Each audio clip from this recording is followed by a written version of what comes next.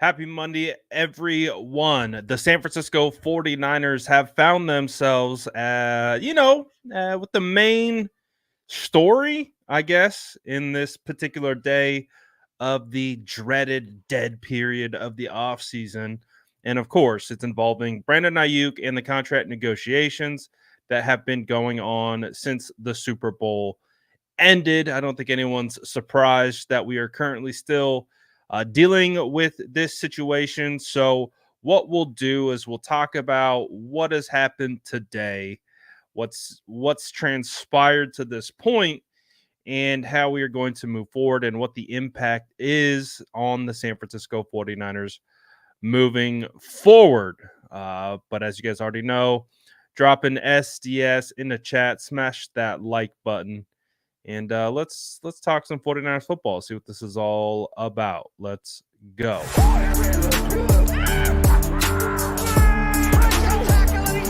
Smash that like button if you haven't already. Love to see it.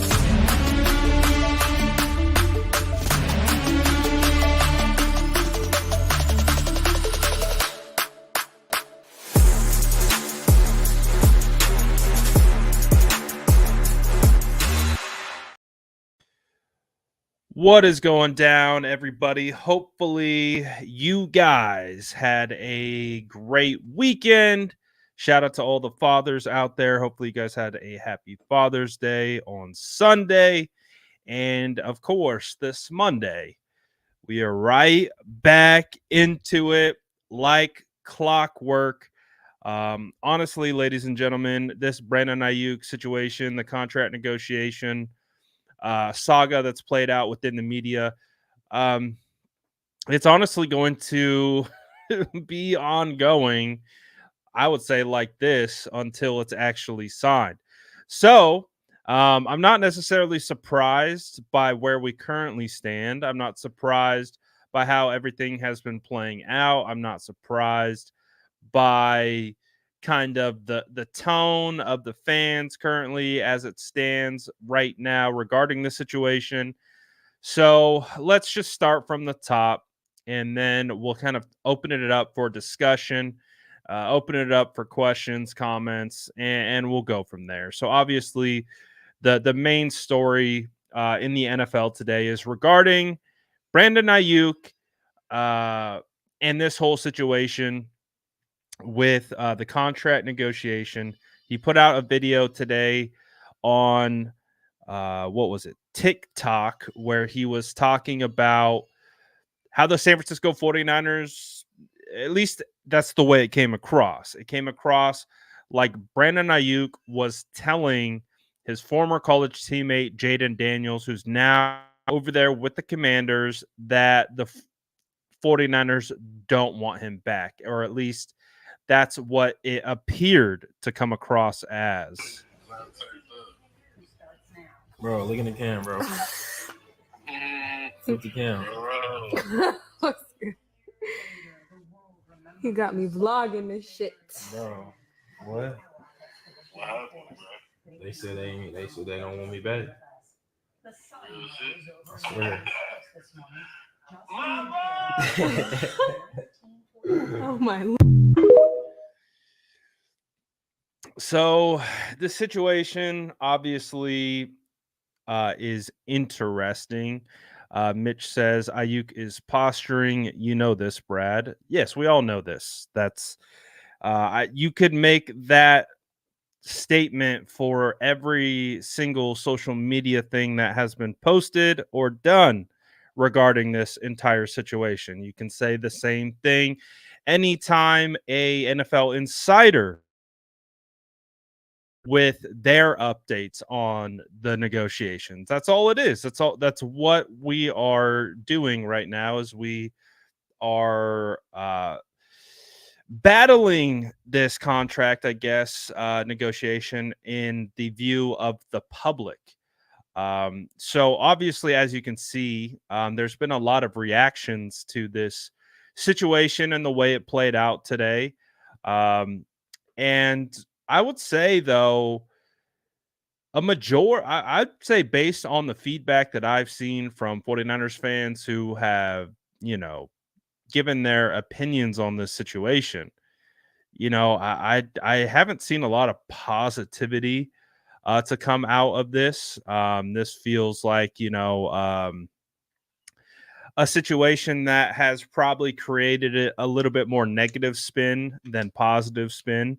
I think, unfortunately, for whatever side that you're on, I would say the tone of the 49ers fan base right now is they are tired. They are done kind of dealing with this stuff. So I think when this video came out, um, I think that's the chord it struck.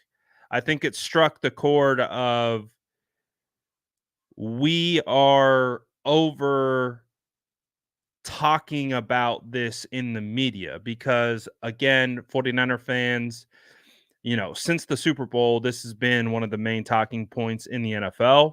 And my read on this is that 49er fans don't want to talk about this anymore. Now I can understand, let's try to talk about this from multiple different perspectives. Brandon Aiyuk's perspective is, okay, I want to play here. I want to get what I'm valued and what I've earned. And based on the market's what dictates his price. I believe he is angling for something that he believes, his team believes that he is valued at. And it does feel like the 49ers have presented him an offer and have essentially said this is where we stop. And either accept it or play on the 5th-year option. These are your options as it stands right now. And we've kind of seen the ongoing back and forth over the last about 2 weeks now, and that this honestly feels like how it's going to be until these two sides decide to get into a room together, put all the stuff behind them, and get to, I would say, communicating again. I would say that one of the things that I've noticed for more of these public contract negotiations is that when these things are hitting social media, that's typically an identification of a breakdown in the contract negotiation process. Because I would have to imagine that both the team side and player side don't want to go about the negotiation process in front of the public forum, when, if we're being 100% transparent, the public doesn't, I would say the average fan doesn't really care about contract negotiations. It's, I think, especially if I'm speaking for 49er fans, it's just become a pain in the side of 49er fans that have had to deal with this, which feels like for the last 3-4 off seasons in a row. And again, it all kind of started when, DeForest Buckner got traded away due to contract dispute, whatever, and Defo gets traded that particular offseason. And we've kind of had something going on each individual offseason since that point. So I think a lot of it is just fan fatigue. I think fans are tired of it. I know fans are a part of this leverage process of, essentially, um, helping dictate leverage. But I would have to say, from whether it's fan side, whether it's the player side, whether it's team side, I think people are just fatigued. They're just over it. They don't want to see these things played out. Like, again, I think you can compare to the Christian McCaffrey contract extension, where we didn't even know it was happening. The only reason why we sniffed that it was happening is because he wasn't a participant at OTAs. And so that was the only thing that tipped us off that CMC was in the middle of a contract negotiation. But other than that, from our perception, it went smoothly. It went well. It got done. We move on. We celebrate it. Kumbaya. Everyone goes on and does their own thing. I just feel like with this fan base, we have very passionate fan base. But there is a tightrope that needs to be walked because what it appears to be right now is that Brandon Aiyuk went from one of the most, I would say, universally loved players on this roster to a lot of people have a lot of different feelings just because, again, they don't want to be a part of this. The average NFL fan isn't, I would say, necessarily concerned about deals being won in the offseason. They're concerned about what you're going to do for this team on Sunday. And honestly, that's the bottom line. So that's why it's hard for negotiations to be played out openly in front of media and the fans because, like I said, it's a tightrope. Fans, they root for the logo, they root for the team, and the second they feel what feels like animosity or what have you, doesn't take a lot for people to go from, hey, you're once my favorite player on the team, to I don't care if we trade you. I've seen it a million times today. So that's just the part that I think that sucks about this is obviously I get this side of the business. I understand that contract negotiations aren't for the faint of heart. It's a lot of money being discussed here and the futures of a lot of different people involved. So I get it. I understand it. That makes sense. I get where the team's coming from. I get where Ayuk and his team is coming from. I get where the fans are coming from, but that doesn't mean it's going to be cohesive. That doesn't mean it's going to be something that's met well. And so, unfortunately, we just are in this kind of waiting period. We're in this period where we just have to hopefully, bridge this gap, or we have to just kind of sit back and we have to hear this rumor and we have to hear that rumor and we have to discern, okay, are these Steelers fans who are confident that they are going to get Brandon Aiyuk, are they on to something? Because you had what's his name, Antonio Brown, tweeting about it. You've had literally every literally the Steelers fans have been obsessing over trading for Brandon Aiyuk. So anytime this type of stuff comes out, oh, you best believe you're going to get 400 different trade scenarios with BA involved. So the Steelers fans are chomping at the bit to get Brandon Aiyuk over there to go with them. Will that be what happens? I have no idea. I'm still of the mindset that Brandon Aiyuk isn't going to get traded, and I do believe he will play here with the San Francisco 49ers, and he will get a multi-year contract extension. But we also understand that anything can happen in this league. So as confident as I am that that is going to be the case, literally anything can happen. So basically what we've heard up until this point is that the deal or progress of this negotiation has stalled out. So that that's where we stand.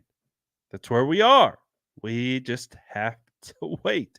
So, what that means for you as a 49er fan is that as long as these contract negotiations have stalled, and we say stall meaning they aren't talking about negotiating any further, you are now the chess piece.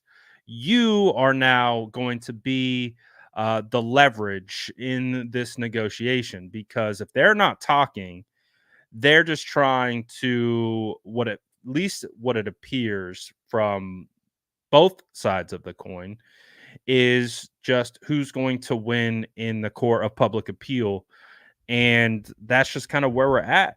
So I would say if you're a fan and you ingest 49ers content, because obviously if you're watching me right now on stream on June 17th in the dead of the off season, you are absolutely a diehard 49er fan. Not every 49er fan is built like you.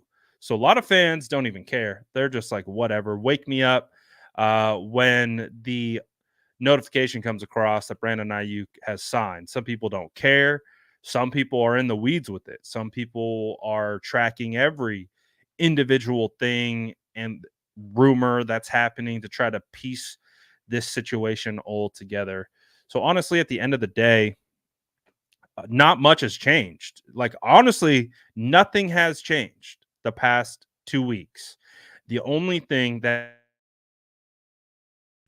is that this has become more public. That's it. That's the only difference from where we stand right now than where we were 2 weeks ago, before we heard from Matt Mayoko on KMBR and we heard from TJ Hushmanzada on, I think it was 95.7. We're in no different spot in regard to a contract negotiation from that point. So, like I've said, and I've continued to say, is that as we continue to move through this summer, this is what it's going to be. Is we're going to keep getting little nuggets, little comments, little things that are going to recharge the news cycle, because I know you guys saw it. I was at the gym today when this all came out, and I was just looking at it like, oh, like this is what we're going to be talking about today. I was full, like, so for you, just so you guys know, I'm in vacation mode. I'm about to go on like a 3-week road trip, and I'm leaving on Wednesday. So like today, been doing a lot of preparation, a lot of packing, a lot of getting our family stuff together. And I was just like, I was in the gym and I was like, man, I don't want to talk about this today. I was like, can we talk about something else? But then you see Bleacher Report, Sports Center, ESPN. I mean, whatever. Just it was the top leading story of today. So, what does that mean? Does that mean that Brandon Aiyuk is going to go link up with Jaden Daniels? Listen, I guarantee you Adam Peters would love to have Brandon Aiyuk team up with his brand new quarterback. Adam Peters knows Brandon Aiyuk. Adam Peters was a part of the group that drafted Brandon Aiyuk. So sure, Adam Peters would love to have him, but that's up to the San Francisco 49ers. The 49ers have to decide what they want their future to look like, and if they want Brandon Aiyuk a part of it. And it's that simple, because I think it's crystal clear Brandon Ayuk's not budging, and he wants what he believes he's deserved and he's earned, and what he's going to continue to do for the franchise. I also think it's important to note that these deals that they're signing right now, they're going to be out of date in 2 years. They're going to look significantly different once additional wide receivers continue to come up, continue to get paid. Like, if Marvin Harrison turns out to be what everyone expects him to be, he's going to blow the Justin Jefferson deal out of the water when it comes his time. Now, that's about 3-4 years away still, and he's still got to go out there and play some football. But that's how you project this out. So I wish I could come to you with some like groundbreaking thought processes and groundbreaking information, but it honestly just comes down to we are in a waiting portion of this contract negotiation. It hasn't moved within the last 2 weeks. It's been stagnant. We heard the reports from Jeremy Fowler this weekend saying they have stalled. All the social media stuff is a clear indication of that. So my thing is, like, I want to see the Brandon Aiyuk the thing around Brandon Aiyuk go quiet. Because to me, I feel like if it goes quiet and we stop hearing about it as much, then we could hopefully think that it is getting worked on. But Jason says, I'm tired every year. Dude, I'm just glad that we don't have quarterback controversy piled on top of this. That's I'm trying to look at it from an optimistic point of view. I'm just happy that we know who our quarterback is. I'm happy that we don't have a bunch of infighting, within our fan base about who should be the quarterback. Now the infighting is, should we pay Brandon Aiyuk? Should we not? Should we trade him? Are we tired of this? Should we get so that's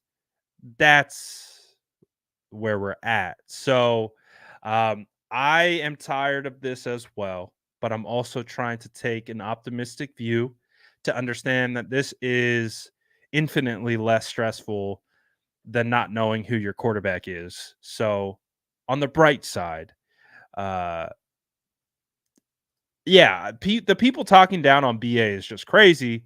Absolutely. But I've already talked about this is there's just a segment of the fan base who does not care about paying players. They just don't. They don't care. And that's perfectly fine. Like that I don't have any issue with how you fan. That's just how it goes. A lot of fans could care less about this.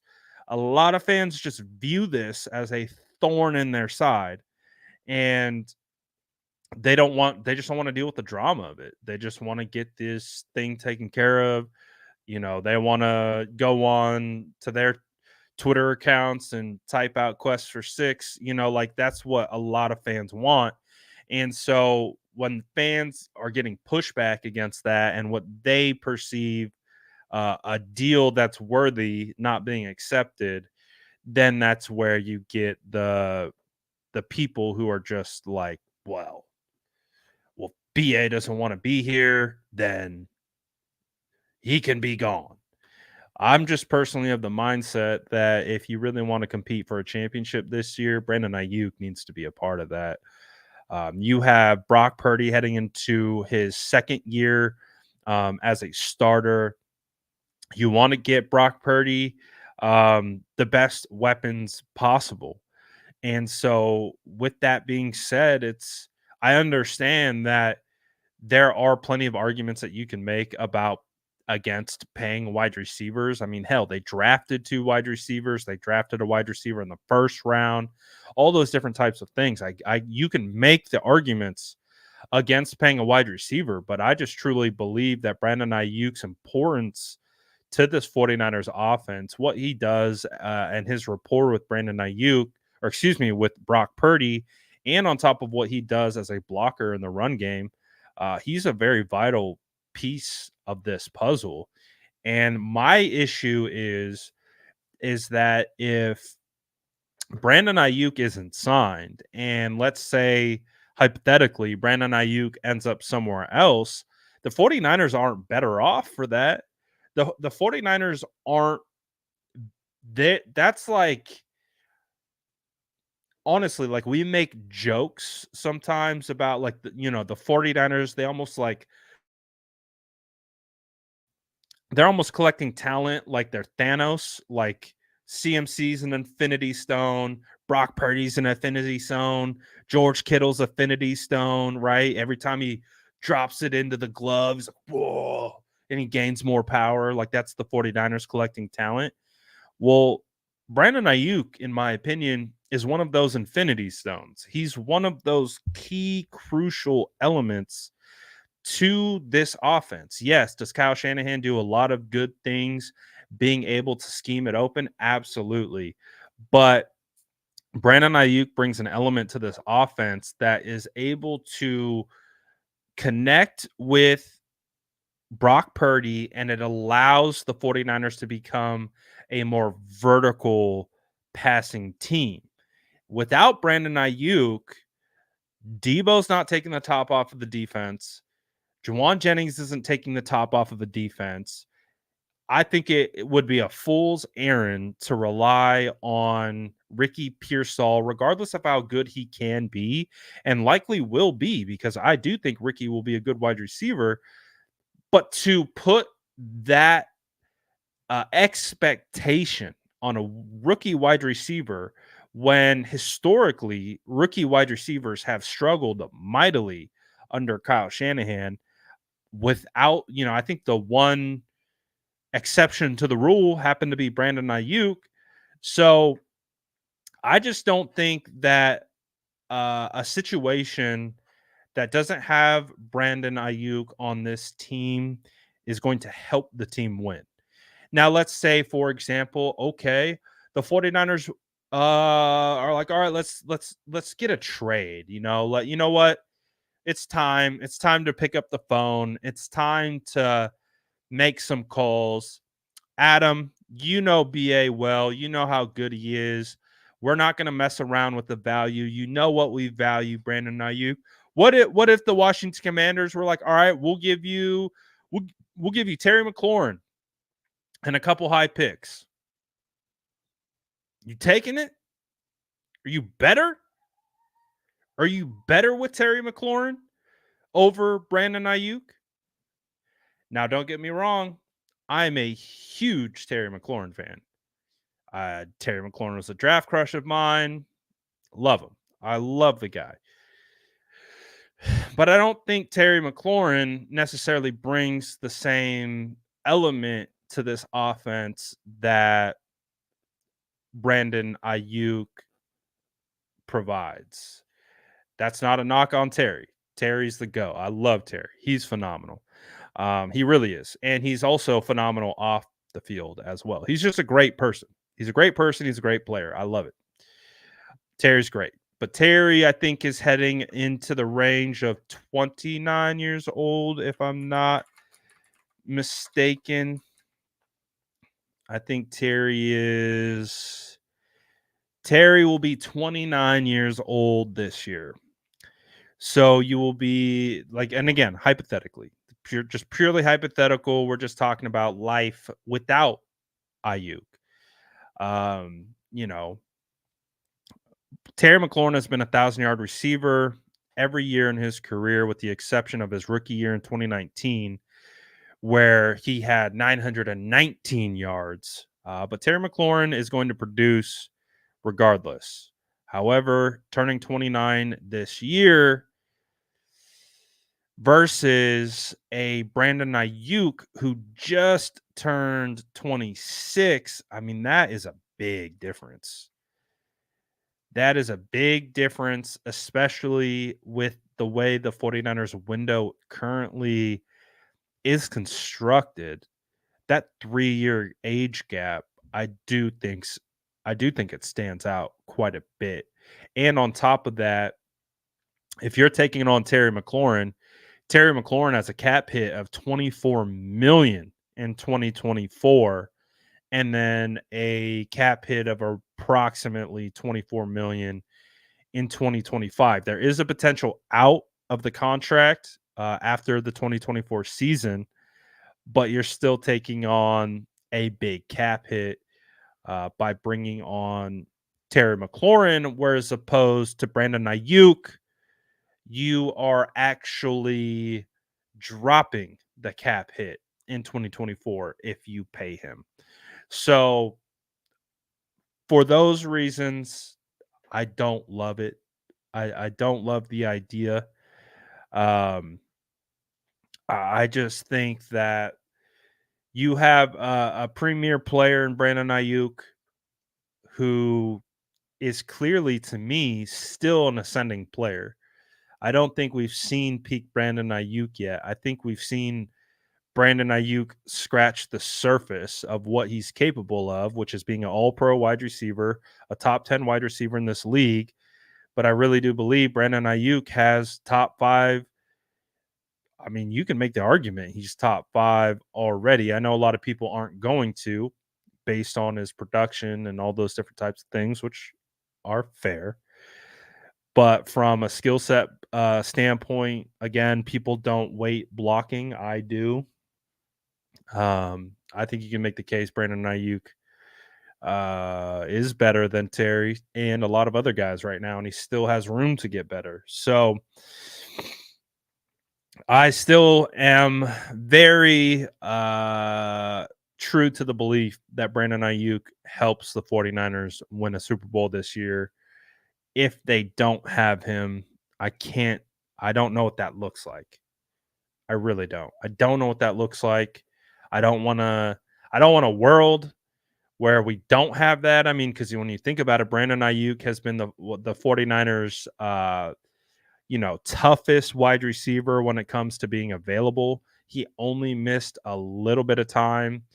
I think he missed one game last year.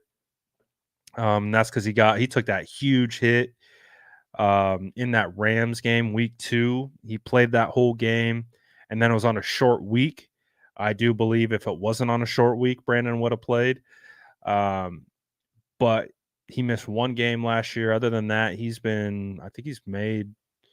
can't think of any other game that BA's missed. So he's one of your guys that is going to be healthy. And on top of that, what he brings to the field, how he stretches defenses, how he forces defenses to respect his deep speed and his routes, and the connection that him and Purdy have. I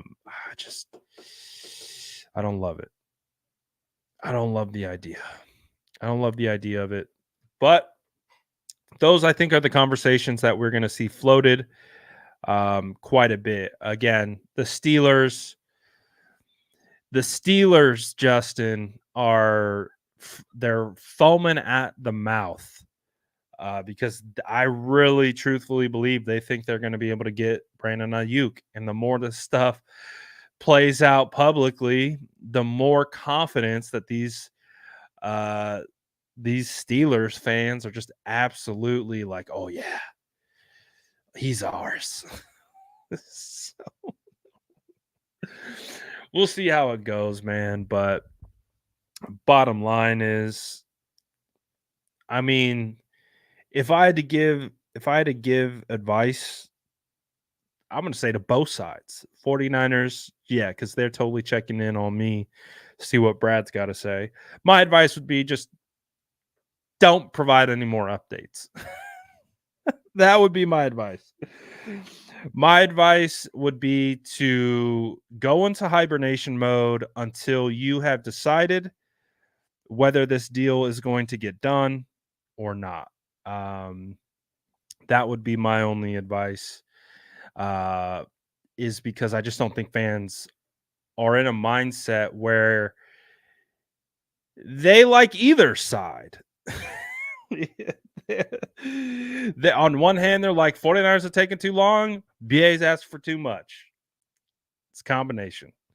So I just would say just keep it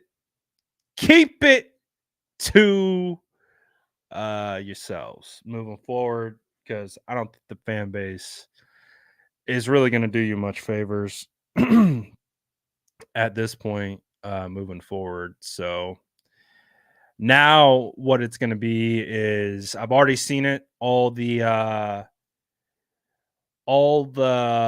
daily sports fantasy or all the daily betting social media page, they love the hypothetical trade scenario. I noticed that's one of their premier off-season strategies, is they love posing hypothetical trades.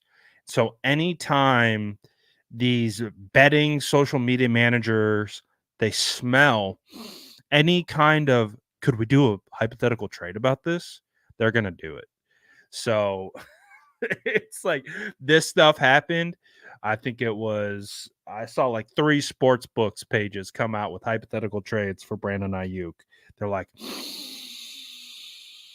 you smell that? Is that a prop bet? What's the line on a BA trade? Ooh, we got to start pushing it. So anytime this stuff comes out, and who knows what's going to happen. I think Brandon Aiyuk plays. I've said it I'll continue to say it. I think Brandon Aiyuk gets paid. I think he plays. And I think we put this behind us like everything else. But I also recognize that we're a month away from training camp, which means we have a month of shenanigans to deal with. So that's the way that I'm looking at it. I feel like, again,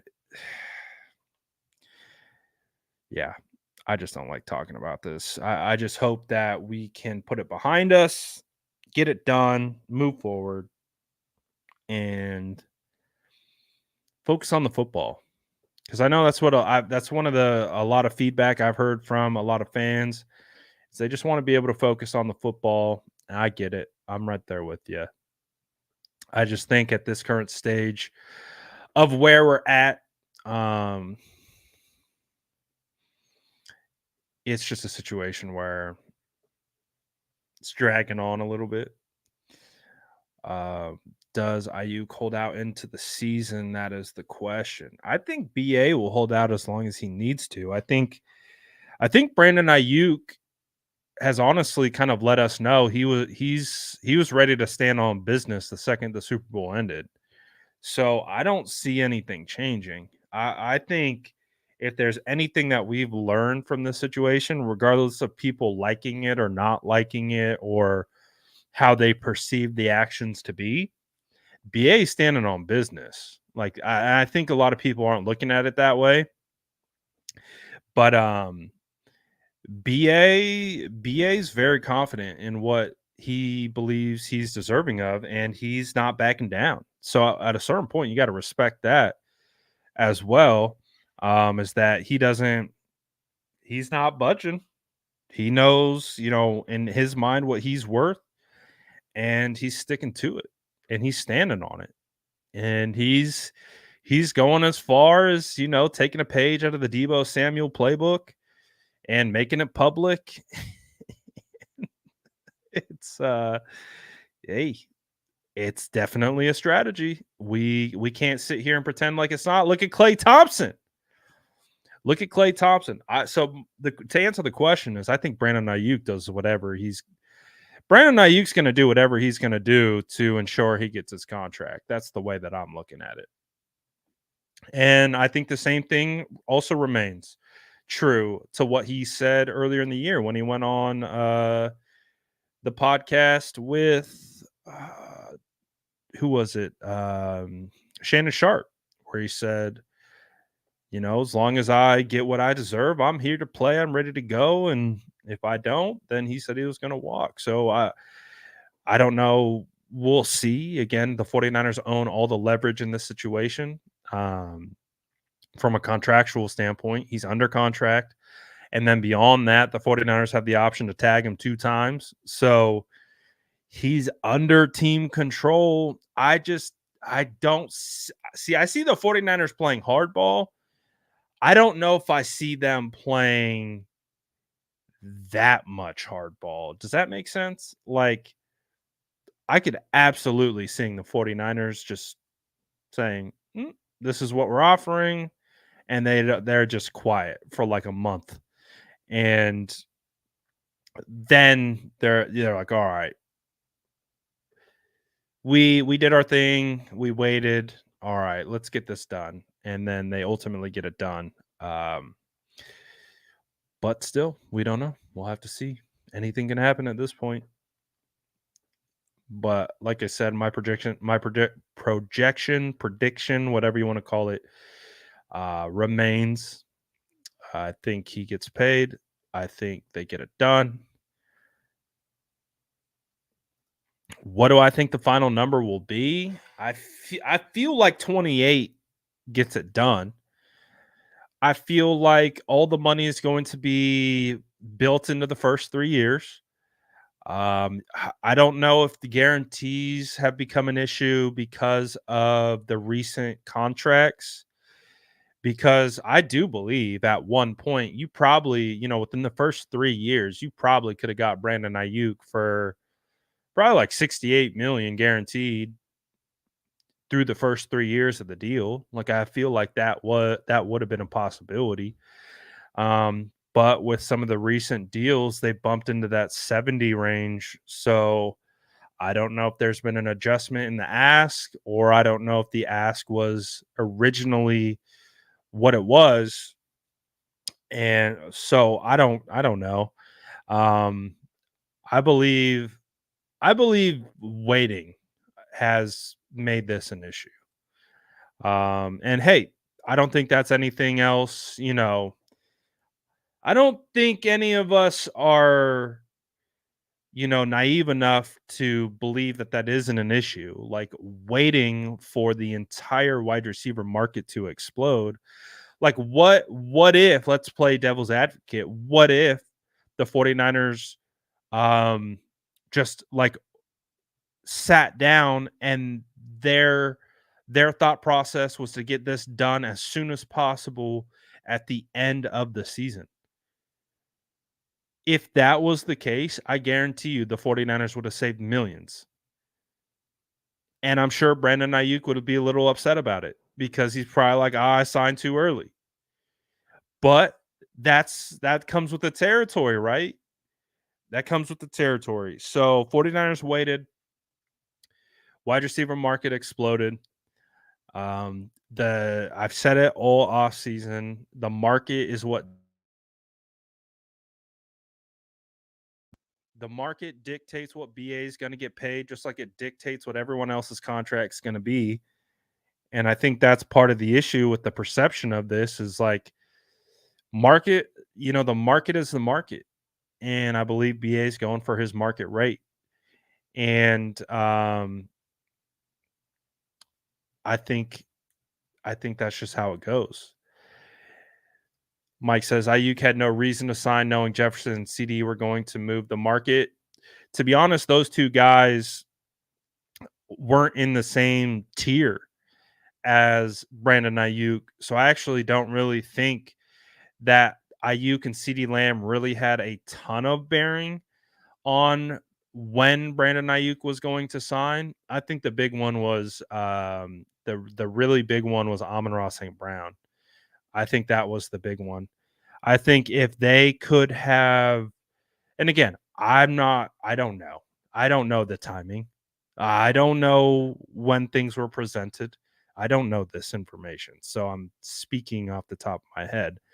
I'm just saying if there was, from my perspective, a urgency to get the deal done before Devontae got paid, before Waddle got paid, before Amon-Ra St. Brown got paid, there might have been uh, a little bit more wiggle room to get a better, I would assume, a better overall deal from the 49ers perspective. But obviously, yeah, you don't want. So I don't. Again, my point is, I don't think that the Justin Jefferson or the CD were the big ones because we were able to. I was projecting that Justin Jefferson was going to get 35 million per year at the 3 months ago. So I don't think that was news to anyone. And we also understand that BA isn't asking for 35 or anywhere in the range of being, the top non-paid quarterback or non-quarterback highest paid. So I just think it comes down to, I think it's the middle tier guys that really jacked it up. I think the Waddle one was like the icing on the cake too. I think the Waddle one, I believe got over 72 million guaranteed. And when you look at his deal, you look at him having 3 years in a row of over 1,000 yards receiving, him being a wide receiver too, and you saw that Waddle got in the 70s of guaranteed. Obviously, I think the focus is on, he wants 20, or they offer $26 million a year. He wants 30 million a year. I think for the most part, there's a number, and I think that number is obtainable. I think the 49ers could get there. I just feel like there's a little bit of a sticking point. Obviously, there's a little bit of a sticking point. So we'll see how it moves forward. But I do think there's impact from waiting. What if they got this deal done in season? What if you paid uh Brandon Aiyuk in the middle of the year? What would the deal have looked like then? I don't know. I just, the 49ers they don't feel to be ultra proactive. It feels like they tend to get now, obviously, they're proactive with the Christian McCaffrey extension, gave him a deal. Well, they gave Jawan Jennings a deal at the very end for the most part, before he became a potential distraction of being a holdout at OTAs and mandatory minicamp. They got a deal done with him. But I'm just like, I just have a thought process. Like, what if you paid the player early? Like, what if you paid him a mid-season before he's set to request his extension in the offseason? Because couldn't you theoretically be paying that or that player on the current market value, which is going to take a jump up the second you get to free agency? I don't know. Just a thought that I have of like trying to get ahead of, paying a premium. Like, obviously, you want to protect yourself from potential injuries, and I don't know if that's an issue, but I've just thought about, like, what if you paid Brandon Aiyuk in the middle of the year last year? What would that deal have looked like? Could you have gotten it done? Would he have accepted? Um, would it have been much less of an issue to get him paid in the middle of the year opposed to waiting towards the end? Because my read on it is that BA wanted to get this thing done with as soon as possible. And it's just dragged on. And now it's taken twists and turns. And, there's potential trade conversation during the draft. And I was like, oh, we're good. We're going to move forward. Everything's fine. And then, we have another breakdown. We have another stall. More stuff, in the media. So we'll see. We'll see how it goes from here. But pretty much anything at this point is we're just waiting. We're just waiting. So hopefully this isn't what we're going to be talking about, forever. But if you guys have any other 49er questions, I would be willing to take them. So we don't have to talk about just Brandon Aiyuk and his contract in this kind of stall period. If you guys want to change the subject, if you have any other questions, comments, concerns, projections, theories, conspiracy theories are welcome. Whatever. You guys let me know.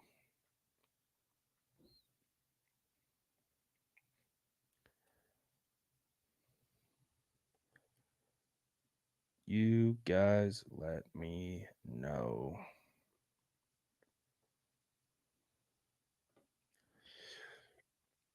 May or not be on topic, but when did the 49ers have to pay Brock?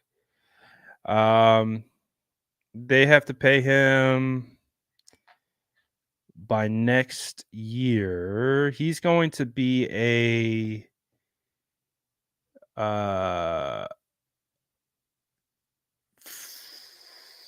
he'll be a free agent next year. Let me double check.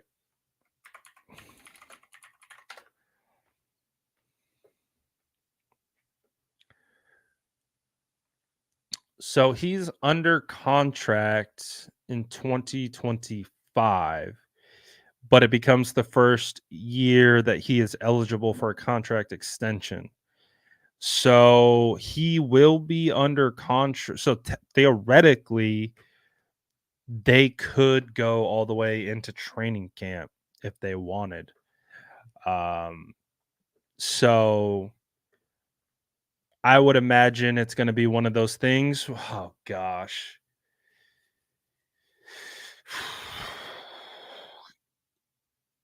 It could be a situation where Brock, I don't know. I can't get a sense that Brock would hold out.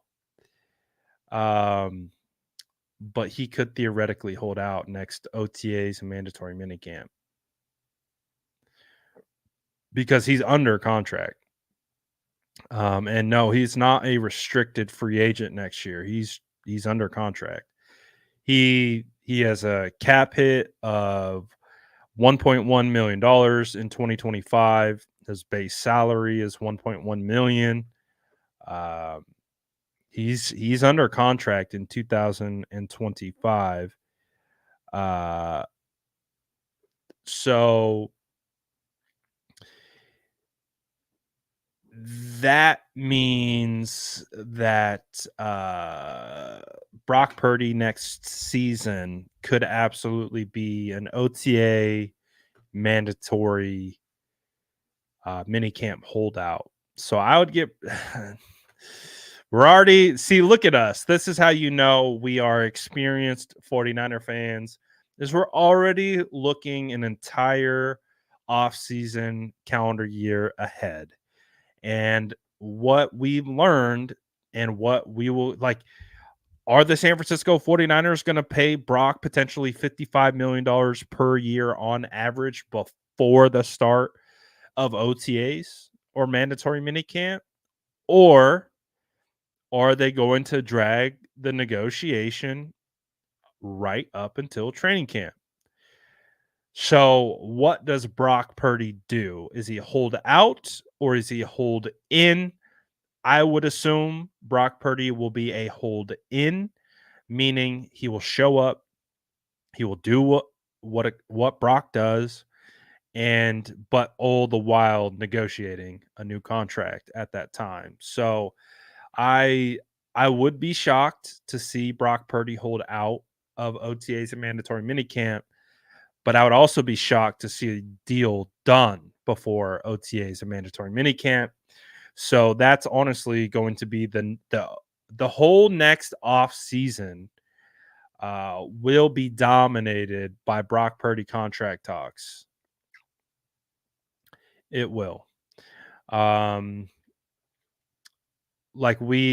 think we can already say that with Trevor Lawrence getting signed, that's the baseline now of what Brock Purdy will be angling for. So, and I've talked about this before too, if Brock Purdy has a better season than what he did last year, he will be asking I would say that like this, his representation will be asking for more money than what Trevor Lawrence got. So this time next year, like where we currently in June 17th of 2025 will be a fascinating point in time where we can think back to this conversation of like, oh, I wonder where we're going to be at in Brock Purdy's negotiation at this time next year. It's going to be fascinating. I think the 49ers are willing to pay Brock. I think they're going to pay him what the market dictates. And again, if Brock Purdy has another stellar season, he will be paid as likely a top 2, top 3 quarterback, if not number 1. So that's what you have to look forward to next year, next off season. And then what we have to look forward to is all the people who say they like Brock really show their true colors. So next year will also be the litmus test of who really believes in Brock Purdy. Because if you believe in Brock Purdy and you say you believe in him to the fullest extent, you don't care what contract is given to him, regardless if it is $60 million per year on average, because you believe that you have one of, if not the best quarterback money can buy. So you don't care. Where you will see people start caring is if they do believe that Brock Purdy is only a product of the system, product of his weapons, etc. All the talking points. And that's what the argument's going to be. The argument about paying Brock Purdy next year is going to be exactly that. And then when he gets paid, or when it's discussed about him getting paid, people are going to be in an uproar. So I wish I wasn't such a veteran at offseason contract negotiation talks, but I've been through it. Been through it multiple times now. And as we are in the process of being in one, I don't imagine that it will play out like it's playing out this year. Um, John says 60 mil. I love Purdy, but 60, mind-boggling. I thought 48, but geez, yeah, 48 ain't doing it.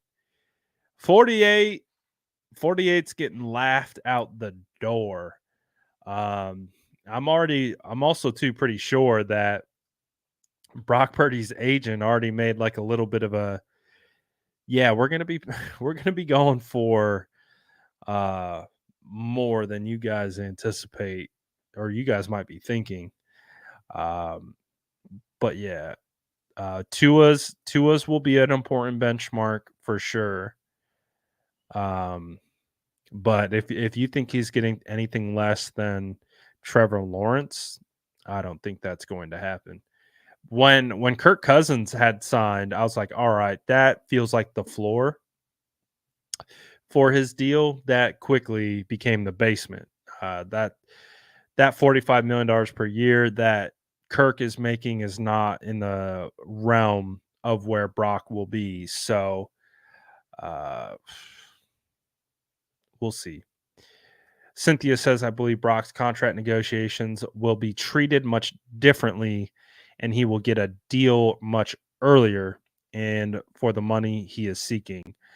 I do think it will be treated differently. I definitely do. I don't think it will be played out in the public forum like this one has. I can almost guarantee that, because that's just not who Brock is. I don't think I think Brock would strike me as the kind of guy that even if his representation came to him and said, all right, it's time to stir it up a little bit, I think he'd be like, nah, I'm good. And listen, I don't fault, like, in that same breath, I don't fault Ayuk for doing what he's doing. He's, like I said at the beginning, he's been standing on business. Like, this is not easy situation to be in, and he's standing on it, and you got to respect him for that. But we'll see. We'll see how it all plays out. Trevor, Trevor, we're not comparing Trevor Lawrence to the play of Brock Purdy. We're comparing the contract. That's it. And so we'll see how that all plays out in the end, but it will be the main, like you think it's like the main storyline for this offseason with Brandon Aiyuk. I think the storyline with Brock Purdy is going to be get your popcorn ready, because you already know media loves talking about Brock Purdy, good or bad. And then on top of that, he's polarizing. Whatever amount he's going to get is going to be polarizing. And a lot of opinions are going to be had about it. So next year is going to be the wild year. Think of this year as your warm-up. We had Debo. Debo was like the first one that the 49er fans had to deal with like that.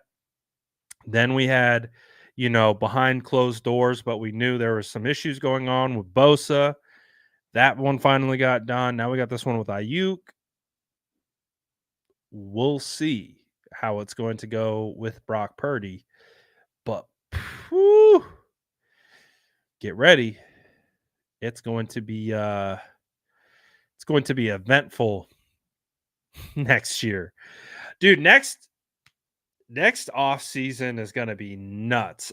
Because I think there's going to be players like, obviously we're talking about Brock getting paid, but I think there might be players that are going to be leaving, like, kind of like what we saw with Eric Armstead. So, boy, I'm enjoying this time. I know a lot of people are upset with the BA stuff, but it's like, man, this is nothing compared to what we're going to be dealing with in about a year's time from now, most likely. But we'll see. We'll see what happens. It's going to be wild. It's going to be a wild one.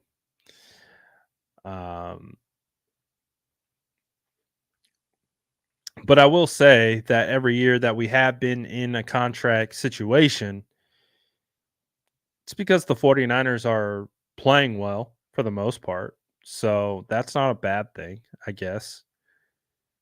I don't remember worrying about what players were going to get paid under the Jim Tom Sula era or, the Chip Kelly era. I don't think we were fretting over like, oh, we got to pay this guy. we were like, do we have a head coach?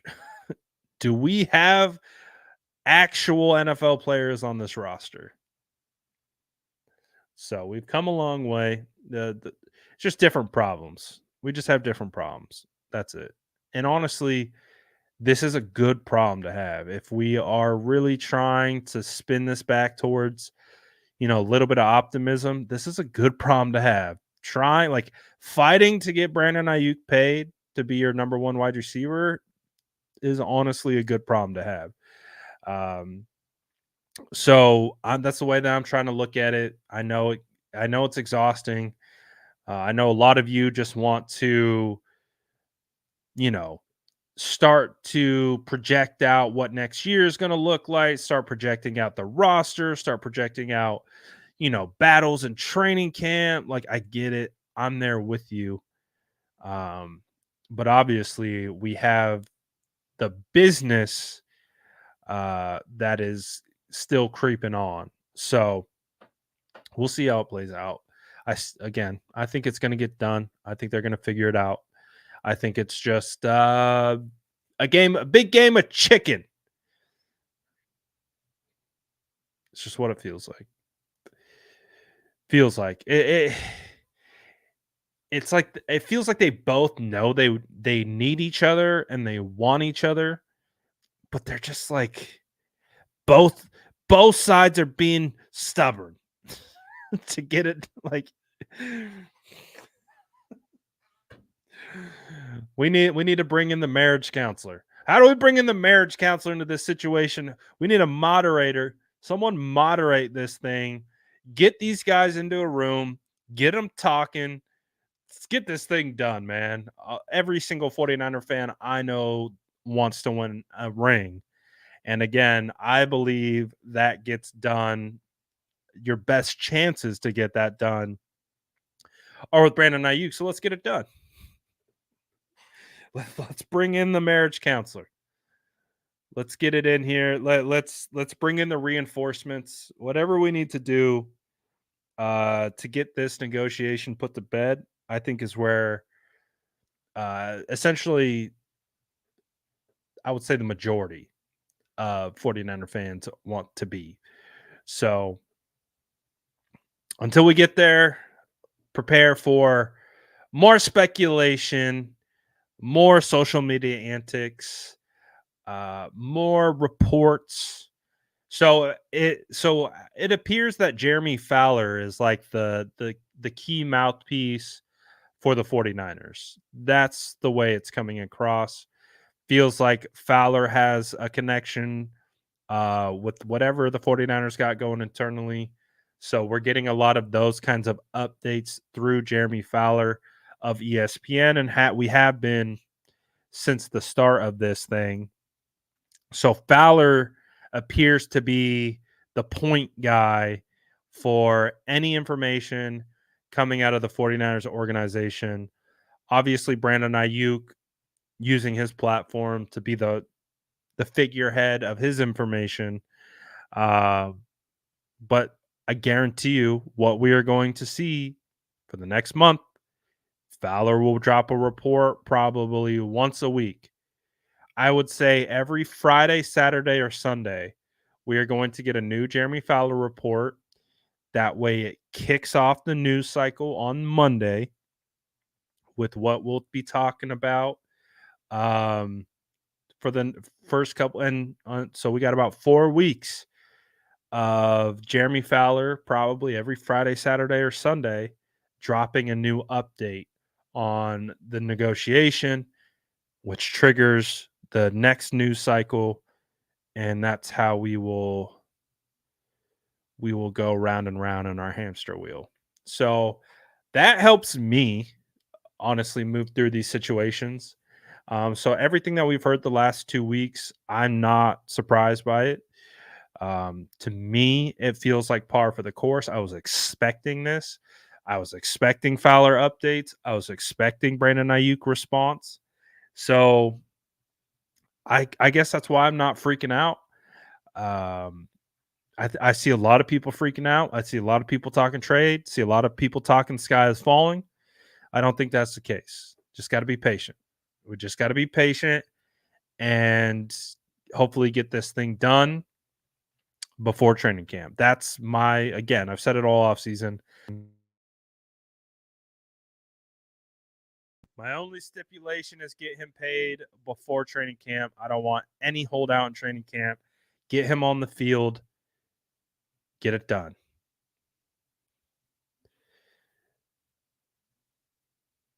They said they don't want me is a little shocking, not going to lie. Obviously, yeah, we're assuming that's coming from the 49ers.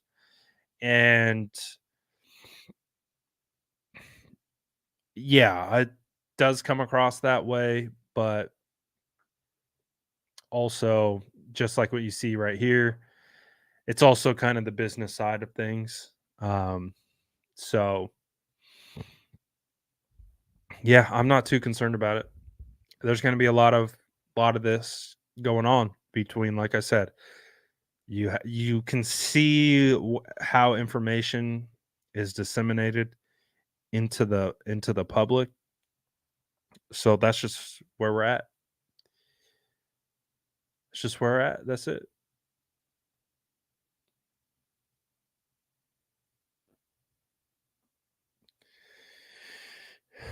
So we'll see.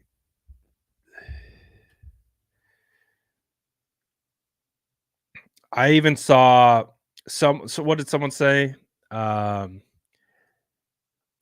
They said they don't want me. It's a little shocking. This is what Ian Rappaport tweeted while we were on live. He says, wide receiver Brandon Aiyuk says the team doesn't want him, which they do, just not yet at his price. I think that's the exact way to preface kind of what that means. I think they want each other, but the 49ers clearly don't want him at the price and that he's currently at yet. And Speedy says not yet. Yeah, that's why we keep saying training camp. That's why we keep saying training camp. I'll start to get worried around I'll start to get worried about this situation when I'm out watching training camp and there's no Brandon Aiyuk. That's when I will be like, all right, this has become an issue. Obviously, it's an issue publicly, but as we've seen in the past, We've seen things play out publicly and get done. So I think we've seen the 49ers be a part of very public things and things get done that you wouldn't think. So that's why I said we got about 4 weeks of Valor updates and social media stuff, most likely, before we get this thing done. Because at the end of 4 weeks is when training camp starts. So that to me is the crucial timeline for this to get done. But until then, we'll see how it plays out. I believe I'm going to go live tomorrow. And again, if you guys haven't been paying attention or you just haven't caught a live recently, I'm going to be going on a big time road trip with my family. We're pretty much driving across the United States. We're actually going to go be visiting some family, but we decided to turn it into a road trip. So I'll be not in this environment for about 3 weeks. However, I will be still making content and we'll still be talking 49ers ball. I will just be doing it from the most random places imaginable. So we'll. I have no idea what content's going to be looking like over the next 3 weeks, but still going to try to do lives. Still going to do normal content per usual. But I just might be in some really random places and doing all that kind of stuff. Probably more vlog style videos, things like that. Not the more packaged studio stuff that you guys are used to. Hey, I'm prepared. I'm ready. I'm ready. They could come see me. But I'm super excited. That's my only issue with like where we currently stand. It's like, man, I wish we could have gotten this thing taken care of. Go on this road trip, not a care in the world.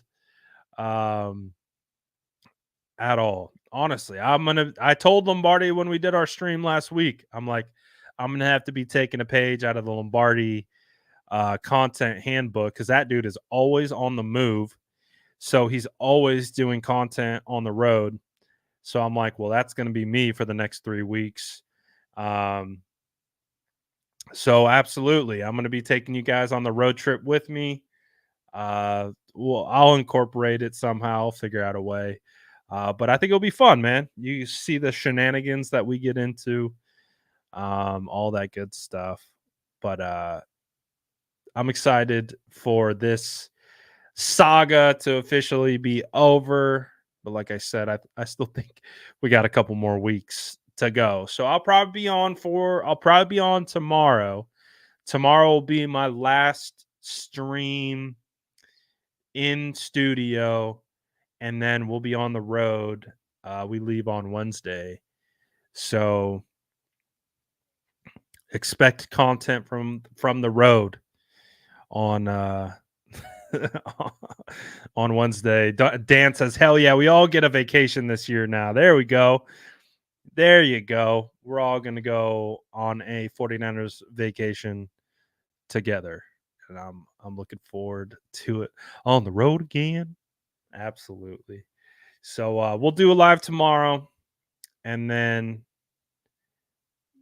we'll be on the. I'm fully of the belief this is it, because when I was on vacation during the off season with Debo Samuel, that is when all that news broke. I was on vacation when Debo Samuel had went through all that contract stuff.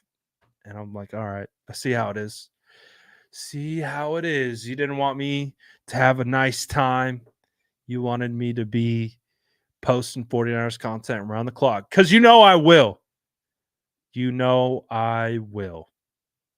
But shout out to everyone for tapping in. Grab your cookies on the way out. I'll see you guys tomorrow. One final stream from studio before we hit the road. But I am out of here for now. Appreciate all you guys, as always, for tapping in, especially during the off season. And I'll see you guys tomorrow. Peace.